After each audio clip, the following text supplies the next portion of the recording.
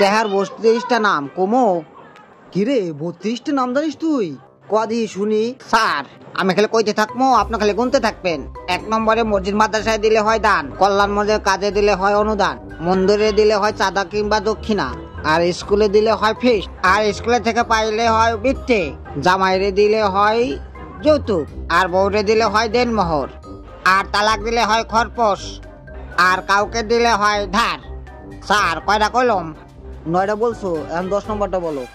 তারপরে হচ্ছে ব্যাংকে নিয়ে হলে হয় ঋণ, আদালতে দিলে হয় জরিমানা, সরকারে দিলে হয় কর, অবসরের পর যেটা পাওয়া যায় সেটা বলে পেনশন, অপহরণের পরে যেটা চাওয়া হয় সেটা হয় মুক্তিপণ, আর হোটেলের বইরে যেটা দিবেন সেটা হয় টিপস, আর কর্মচারীরে দিলে হয় বেতন, আর শ্রমিকরে দিলে হয় মজুরি, আর বয়স্ক দিলে হয় ভাতা, আর অবৈধ বলে পাইলে হয় ঘুষ, আর অনুপ্রাণিত হয়ে দিলে হয় ভর্তুকি, আর বিশেষ সময় দিলে হয় আশীর্বাদ, অর্ডারের সময় দিলে হয় অগ্রিম, বিশেষ কিছুর সময় দিলে হয় সালামি, আর মানত করলে হয় সাদকা, নষ্ট করার পর দিলে হয় ক্ষতিপূরণ, অতিরিক্ত কাজ করলে হয় ওভারটাইম, বিশেষভাবে দিলে হয় গিফট, ব্যবহার করার পরে দিলে হয় ভাড়া, খুশি হয়ে দিলে হয় বকশিস, ফকিরকে দিলে হয় ভিক্ষা, তারপর কারো মারা দিলে হয় সুপারি। আর লাস্ট 32 নম্বর হয়েছে টাকা।